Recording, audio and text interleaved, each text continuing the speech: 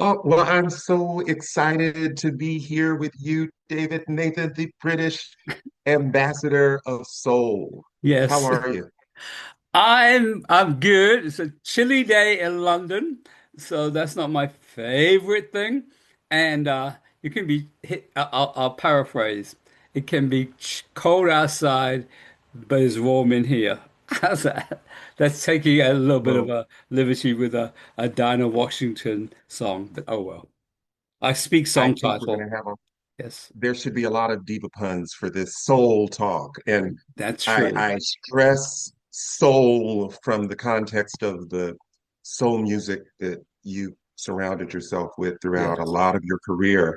yes. I should give a little bit of an origin story, how I discovered you through the Dewey Decimal System in Savannah, Georgia, Uh-huh. going to find books and magazine articles about the divas, the dark Wow. divas, the black divas. And a lot of times there were Hmm. bylines in the notes. You know, you look at the cards and you look up the articles Yes.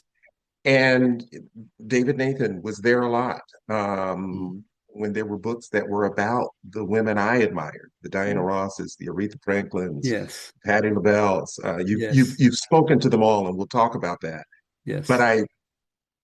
I had this idea as I would read these articles on microfiche and Hmm. microfilm sometimes Yes. that I was talking to a brother that might have looked like me, you know? Hmm. And so then we fast forward Yeah. several years where then I'm a little older, bit of a record collector, loving imports. And I Yeah. remember being in Atlanta at Morehouse College, we'd go to Lenox Mall Mm. area to the Tower Records, and the Tower Records had all the imports, Yes. you know, the great releases that weren't released domestically of usually our great artists Uh-huh. that are being amplified Yes. across the pond and being ignored Yes. here in America. And then there were the magazines, Blues and Soul, a number of other magazines that Hmm. I would read.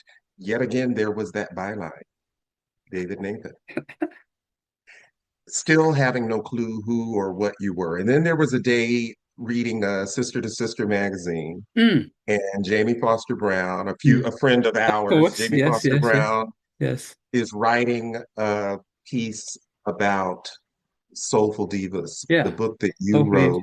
somebody's plug, somebody. There it is, baby. There There it it is. is. And it was in reading that book and securing the book because I don't know how I managed to make it all happen because it was something I found out about in Sister to Sister, and then I think I must have ordered it. Yes. And Yes. it reflected very much um, this idea that you were a soul brother, but you were actually a white man from London.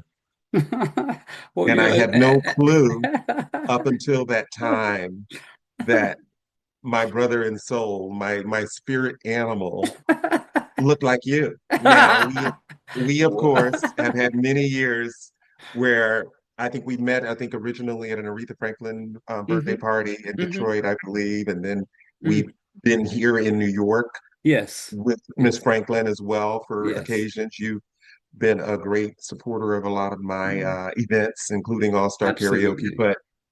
but just the idea that I have a chance to sort of full circle Mm. admit to you That's okay. that I didn't Uh-huh. quite know what you looked like. Uh, so it begs my first question, really, how Mm. did the soul music find you?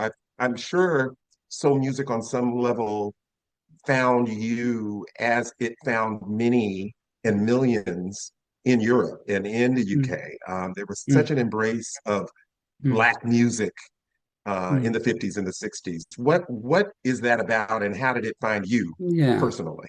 Well, first, thank you for that introduction, Patrick. I want to tell you that before we go on to that, I will tell you a very short, very funny story that most people don't know, as you may recall, and it's related to what you said. So, as you probably know, for many years I did write for Billboard as a contributor. I wasn't an editor or anything like that. A couple of times when the editors were away, I would do the whole piece, the whole page. And at one point, they were changing editors, and the managing editor of managing editor of Billboard was a guy called Ken Schlager. I never met him. He never met me. And he reached out to me. He said, we have this thing coming up, so and so's leaving, and I wonder if you'd be interested in taking on the job as the R&B editor of Billboard. And I said, well, Ken, I really appreciate your kind offer.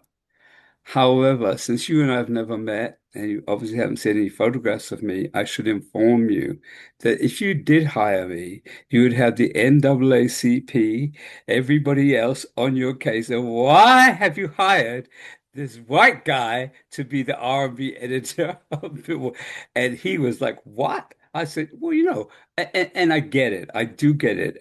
So that's the little funny story that most people don't know. I was an almost R&B editor, but there you go.